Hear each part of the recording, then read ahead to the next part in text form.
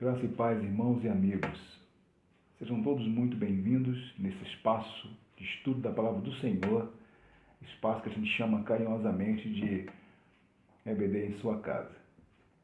Vamos pensar um pouco hoje, juntos, sobre a lição 3 da nossa nova revista de EBD, que traz como tema, nessa lição 3, não as obras, sim a graça. O pastor que escreveu as lições da revista é o pastor Isaltino Gomes, saudoso pastor, que foi muito feliz nessas lições que a gente tem estudado. Não as obras, sim a graça. Como a proposta do todo trimestre é que estudemos sobre o apóstolo Paulo, a sua vida, mais uma vez, nessa lição desse domingo, o pastor vai citar o apóstolo Paulo, esse grande homem de Deus que deixou um testemunho muito abençoador acerca de serviço cristão. O texto que a gente vai usar como base para o nosso estudo, que o pastor sugere, é Efésios capítulo 2, do versículo 8 ao versículo 8 e versículo 9. Efésios 2, 8 e 9. Eu vou ler esses versículos, depois a gente vai orar. Quero te convidar a orar comigo logo a seguir. Diz assim, Efésios 2, 8 e 9. Porque pela graça sois salvos por meio da fé. E isso não vem de vós, é dom de Deus. Não vem das obras, para que ninguém se glorie. Vamos orar? Deus bendito, Pai Celestial, nós queremos nessa hora, Senhor, te agradecer pela tua paz, pelo seu imenso amor e pela rica oportunidade de poder ler a tua palavra através desse estudo que nós iremos realizar, e nós te pedimos, Senhor, que o Senhor nos ajude a compreender a tua palavra e que esse estudo possa nos abençoar no sentido de melhorarmos o nosso serviço cristão. Fala conosco, Deus, abençoa a minha vida, os irmãos e amigos que estão assistindo, cada lar, Senhor, seja com essas pessoas, com esses irmãos e amigos. Abençoa, Deus querido. Seja conosco nesta hora. Nós assim oramos em nome de Jesus, o teu amado Filho. Amém. Irmãos, o apóstolo Paulo escreve aos irmãos de Éfeso sobre a salvação de Jesus. E ele afirma, o apóstolo Paulo, que a salvação é pela graça. O versículo 8, versículo 9 deixa claro isso. A graça de Cristo, favor imerecido, é que salva o pecador, e não as obras. E Paulo pôde viver isso na sua vida pessoal. Ele é um relato vivo de uma pessoa religiosa, legalista, de que praticava muitas obras a nível religioso pela fé, imaginando que estava agradando ao Senhor. Saulo de Tarso. Mas a partir do caminho de Damasco, ele pôde perceber que faltava algo muito especial na sua vida, que era a pessoa de Jesus. A partir daí, ele tem uma experiência real com Cristo, nós conhecemos bem o texto, Atos 9 dá conta disso, e ele passa a experimentar a graça de Cristo, entendendo que tudo aquilo que ele havia aprendido até então era um equívoco. As obras não podem salvar. Paulo viveu isso. A grande questão é que as pessoas têm sede de Deus. Todo ser humano tem a necessidade de estar próximo do Senhor, mesmo que não admita isso. Essa é a verdade. E Saulo de Tarso, ele também sentia, ele vivia essa realidade. E tentava, com o seu legalismo, com as suas obras, agradar ao Senhor. Tanto é que era muito temido pelos cristãos em função do que ele fazia. O texto fala, a palavra de Deus ensina explica que ele consentiu na morte de Estevão, primeiro mártir cristão, Saulo de Tarso. consentiu, permitiu que aquilo acontecesse. E essa atitude de Saulo de Tarso era muito conhecida pelos cristãos daquela época, pelos servos do Senhor. Meramente religioso e legalista, Saulo de Tarso, um cumpridor da lei do fariseísmo. Essa busca de Deus por Saulo de Tarso, o pastor Isaltino ele escreve e sugere que pensemos nela como uma busca inadequada. Você conhece alguém que tenha buscado o Senhor de forma inadequada, equivocada, através de obras, legalismos, religiosidade? Talvez você conheça alguém que viva também essa experiência. Eu conheço pessoas que realizam isso, assim como Saulo de Tarso vivia na sua vida meramente religiosa. Nada que possamos fazer pode nos aproximar de Deus pelos nossos próprios méritos. O homem não é capaz de se aproximar de Deus se não for através de Jesus Cristo, pela graça de Jesus, por meio da fé. Por mais que o homem se esforce, é impossível que ele se achegue ao Senhor, que ele agrade a Deus, se não for através de Jesus. A gente sabe muito bem disso. A Bíblia, ela ensina isso claramente. Então, todos os esforços que o homem envolver ou se dedicar para que se aproxime de Deus, vai ser inútil, inadequado, se não for através de Jesus Cristo. E Saulo de Tarso, através do caminho, a partir do caminho de Damasco, ele pôde aprender isso.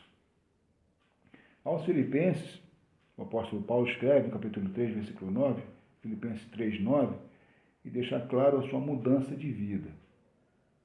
Diz assim o apóstolo Paulo, Filipenses 3, 9, e seja achado nele, não tendo como minha justiça a quem vem da lei, mas a que vem pela fé em Cristo, a saber, a justiça que vem de Deus pela fé. Então, nesse versículo bíblico, aos Filipenses, capítulo 3, versículo 9, ele deixa claro que hoje ele compreende, não é? Que a justiça, a salvação, vem de Deus e pela graça por meio da fé, e não através de atitudes meramente humanas, legalismos e obras que não conseguem fazer com que o homem se aproxime do Senhor, de Deus.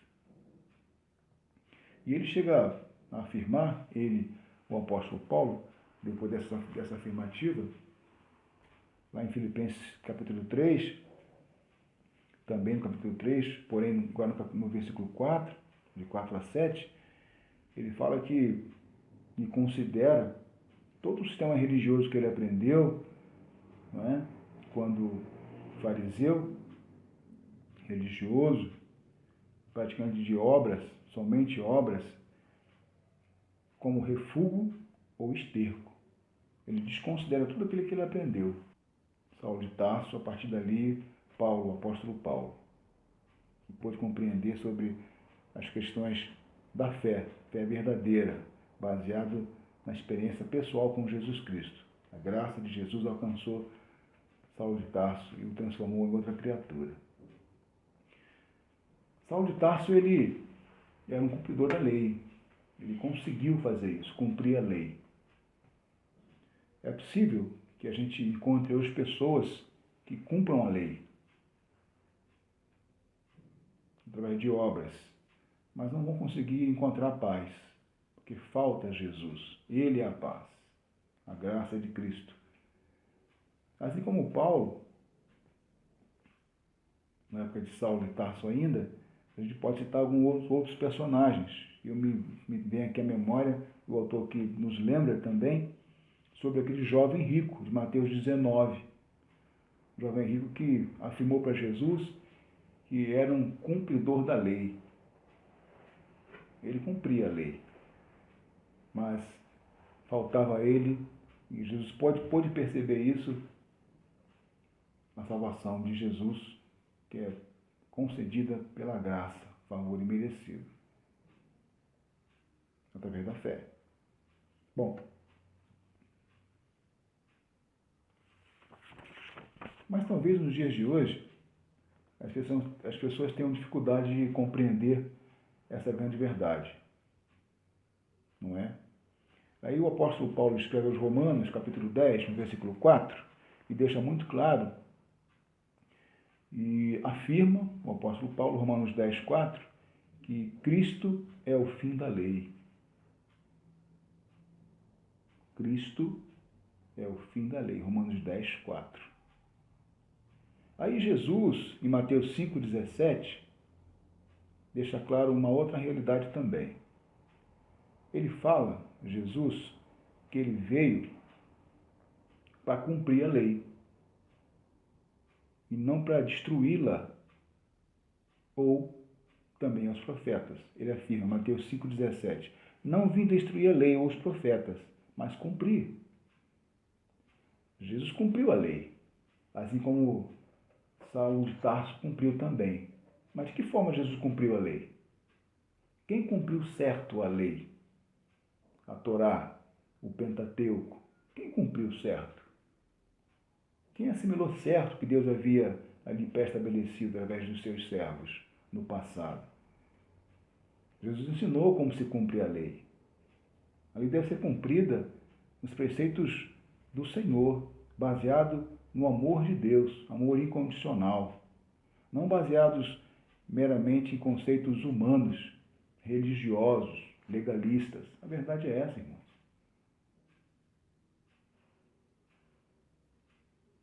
Saulo de Tarso era um homem que tinha muita fé. Ele afirmava isso.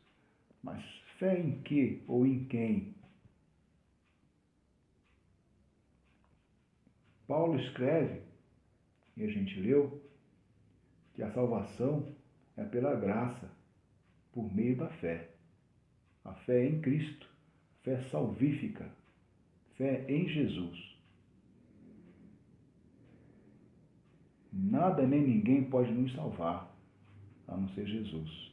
A graça que Jesus nos propõe. Depois que Paulo compreendeu isso, ele tornou-se uma nova criatura. A lei era provisória. A intenção da lei era aproximar o homem de Deus e criar no homem uma visão, uma experiência, para que ele pudesse entender que existe um Deus, se aproximasse do Senhor. A lei não podia e não pode salvar ninguém, mas Cristo pode. Ele tem esse poder, irmãos. O apóstolo Paulo escreve aos Gálatas, capítulo 3, versículo 24, e ele chama a lei de aio. Ele afirma que a lei foi um aio para nos conduzir a Cristo, ou conduzir o homem a Cristo. Aí o autor aqui salienta e destaca, a gente já tinha esse conhecimento, a gente pôde perceber essa realidade, que aio era chamado os servos que tinham a incumbência de educar, de orientar os filhos dos seus senhores. Eram pessoas capacitadas, de confiança, que tinham essa incumbência. Era como se fossem instrutores dessas crianças, até a fase adulta. Eles instruíam os filhos dos seus senhores, dos nobres. Então pode-se dizer que a lei, como um aio, instruía as pessoas acerca de Jesus, apontava para Cristo. A lei tinha essa finalidade, criava essa ponte, apontava para Cristo. Jesus é a pessoa mais importante da Bíblia.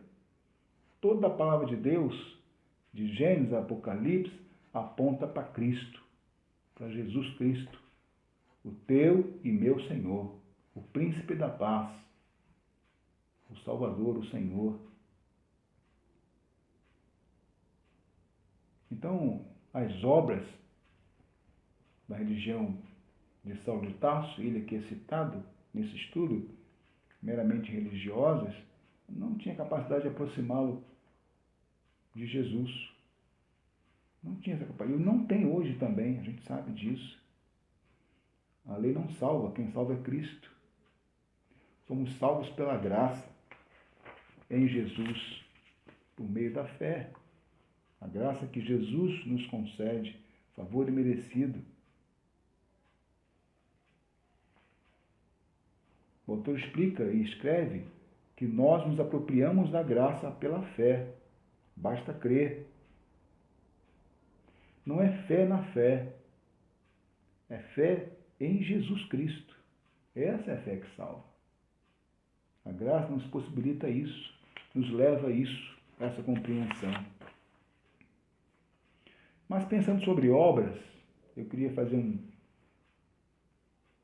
uma análise mais profunda sobre obras e boas obras. O pastor Exaltino cita aqui obras, as obras que Saulo de Tarso praticava, que achava que estava certo. E muitas pessoas praticam também até os dias de hoje. Mas, e as boas obras? O que são boas obras? Será que há distinção entre obras e boas obras ou é a mesma coisa? Jesus, lá em Mateus 5,16, explica um pouco sobre boas obras. Olha o que Jesus diz aqui sobre boas obras. Olha, Mateus 5,16.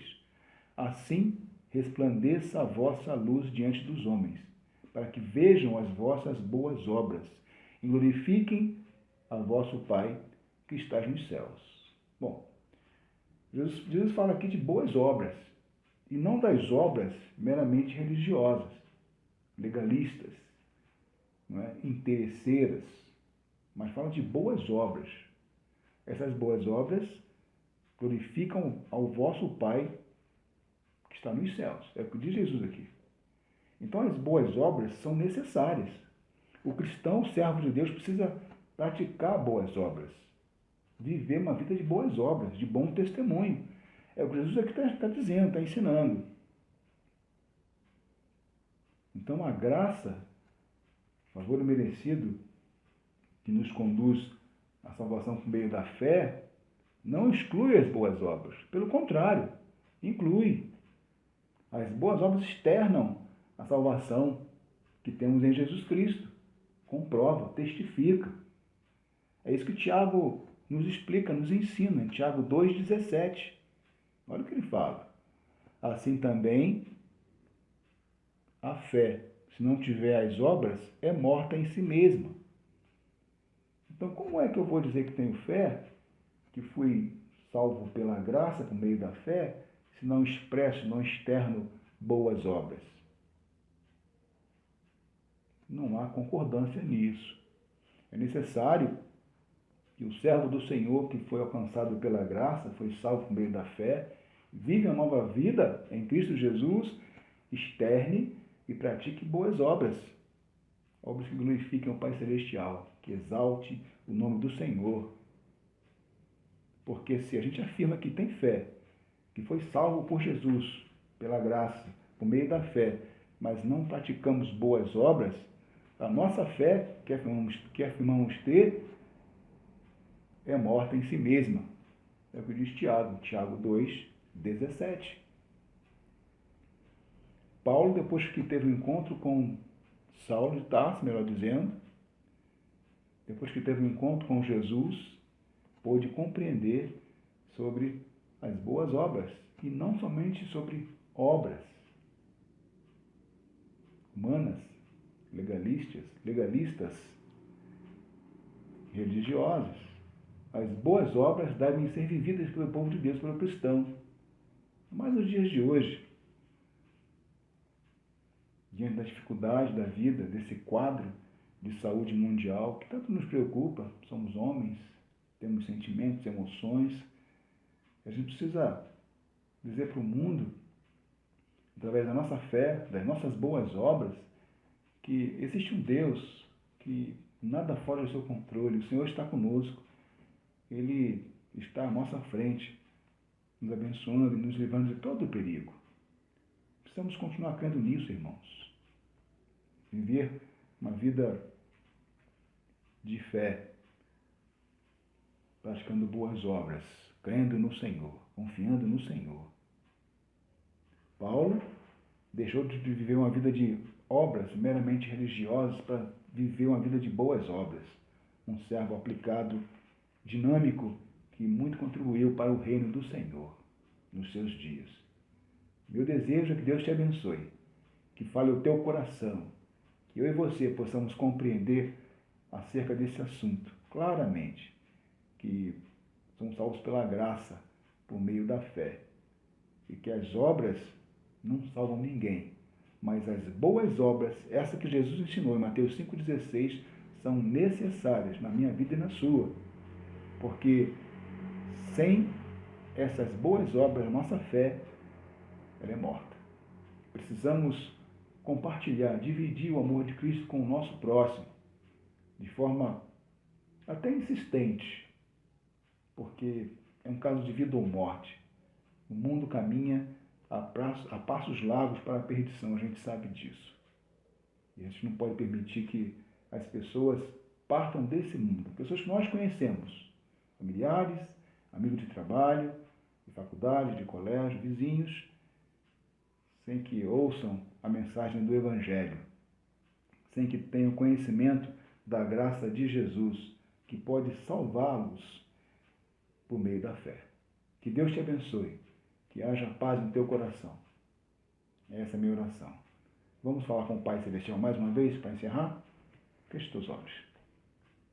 Deus querido, Pai Celestial, nós te louvamos, te exaltamos pelo privilégio de poder ter lido tua palavra, de poder, através desse estudo, compreender um pouco mais sobre o Senhor Deus, aquilo que o Senhor quer que nós pratiquemos em nossas vidas, no sentido de alcançar pessoas para o teu reino. Nos abençoa, Senhor. Fala conosco, Pai, que as boas obras que a tua palavra ensina possa ser uma constante em nossas vidas. Que possamos anunciar Jesus Cristo, o teu santo Filho, único Filho, que se permitiu morrer por amor a mim e a todas as pessoas, num ato de obediência ao Senhor. Queremos te agradecer, Senhor, pela tua misericórdia, pela graça de Jesus, pelo ato salvífico na cruz do Calvário, que nos possibilita vida eterna, Senhor, através da tua graça, por meio da fé. Receba o nosso louvor, nossa gratidão. Abençoa cada irmão, Senhor Deus, que pôde ouvir esse estudo, que através, Senhor Deus, da tua palavra, cada um de nós possamos encontrar paz, refúgio nesses tempos de tanta dificuldade. Perdoa, Pai, nossos pecados. Abençoa a nossa igreja. Abençoa cada irmão, cada amigo que pôde estar conosco durante essas palavras, esse estudo. Receba o nosso louvor. Nós assim oramos em nome do Senhor Jesus, o Príncipe da Paz. Amém. Que Deus te abençoe. Receba o nosso abraço aí no seu lar. Esteja orando, buscando ao Senhor nesses dias de dificuldade, porque o Pai Celestial há de nos honrar, nos abençoar em todo o tempo. Fica na paz. Que Deus te abençoe.